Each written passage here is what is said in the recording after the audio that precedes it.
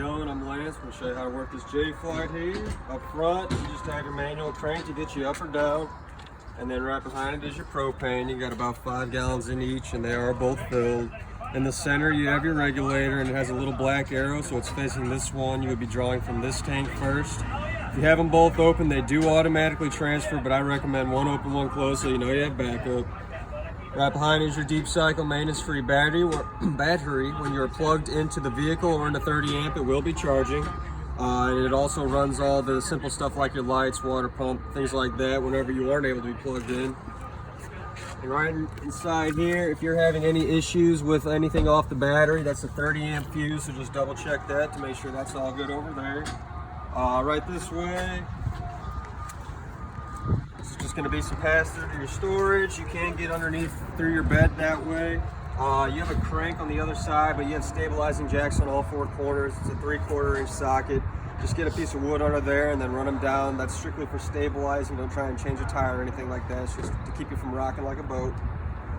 Right this way, they are all labeled for you, so just follow your stickers if you ever get confused. But right here, you have a red and blue water line with some valves on there, and that is how you drain the water lines going throughout the underbelly, more or less. And then down below, you got your gray and black tank. Black is on the right, which is the toilet water. Gray will be all the soapy water from your sinks and shower. You pull it to open, push to close, and then you'll have your sewer hose ready to go there. City water here. I definitely recommend a water regulator because the inside's maxed out at about 65 psi, so anything below that will be just fine. This bypasses filling the tank itself and just hits all the water lines directly. Outdoor shower, hot and cold. And then behind your fridge, I recommend leaving it on auto. We'll get this all cleaned up, but basically as long as it's on auto mode, we're plugged in, it knows that it needs to run off of electric. As soon as it came unplugged or lost power for whatever reason, as long as gas is open, the little flame will be right behind this little window here. Right here is your 30 amp cord. This is yours. It's roughly 30 feet of that and just reels in and out. Right here is where you fill the tank. Just stick the garden hose in there, and basically whenever it starts shooting water out down below towards the center, it's behind your wheels actually, but it's letting you know to shut the water off because the tank's filled. And then this right here is actually how you drain the tank. So if you fill the tank, that's where the drain is. That's the furnace right there. Be careful what you keep in front of it because it will melt right through things. The water heater here, it does have the petcock valve on there, so when it's fully extended at the threads, you'll know that it's closed. When you start going the opposite way, it'll kind of be pushed in on there and it'll just start dripping out, and that's how you drain the water heater. Priority 1 is making sure water is in the water heater before you turn it on. If you pull it like that and water spits out, you know that it's filled. Go ahead and kick it on. As long as propane's open, it's just a push of a button.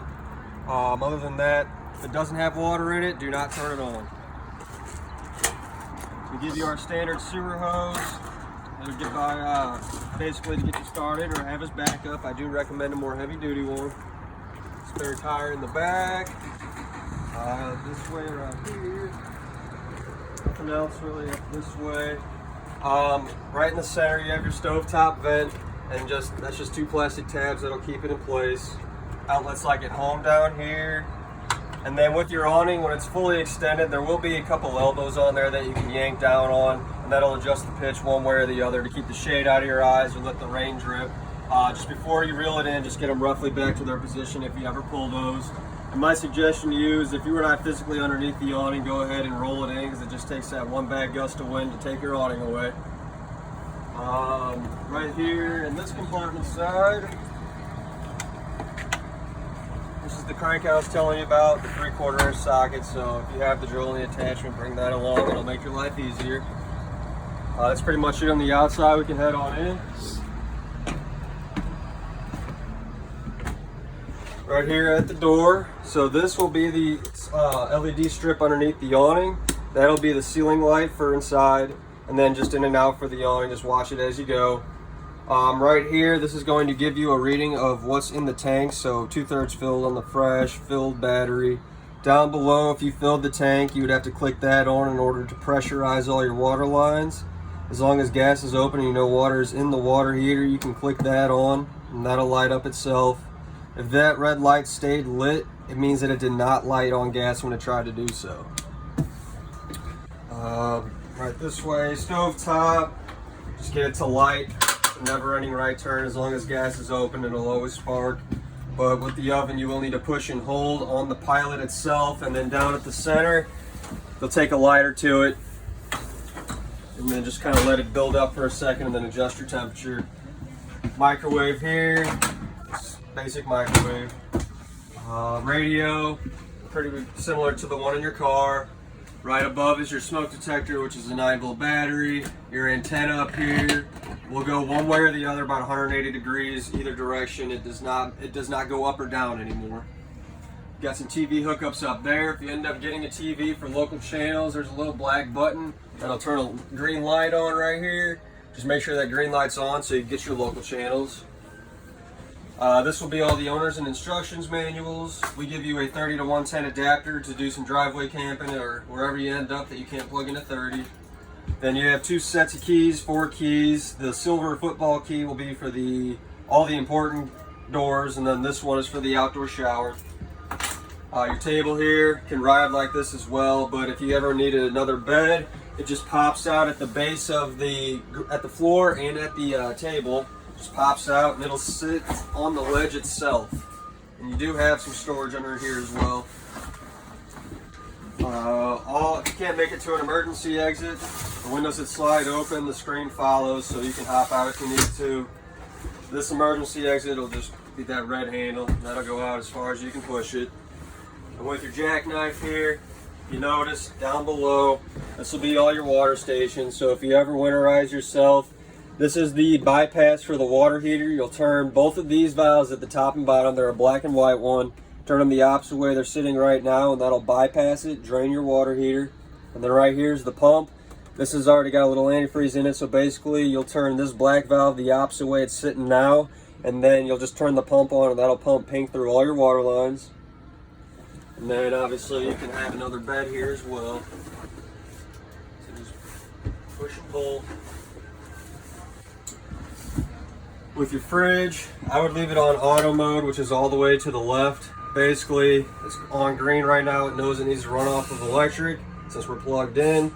As long as propane is on and we needed to switch to gas, this would light up orange, letting you know that it is lit. If it's flashing at you orange, it means that it did not light, so see what's going on there.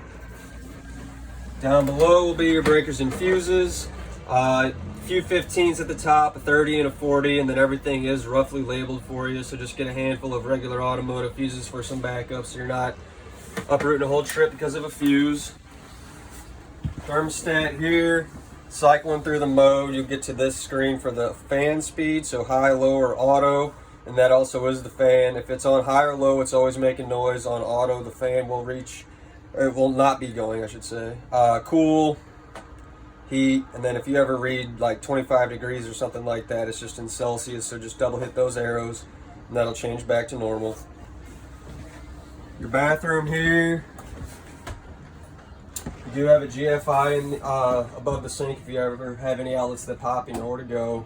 Up top you have a manual vent you'll have to hand the crank, and then there's a black switch up on the corner. That is how you turn the fan on.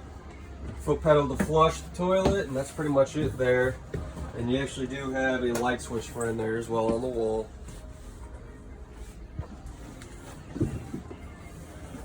Over here, you do have some more TV hookup on the top. Outlets on both sides of the bed. And I usually hit the switch, so whenever you're at the door and you hit these, you now know you have to go and hit the lights themselves in the center.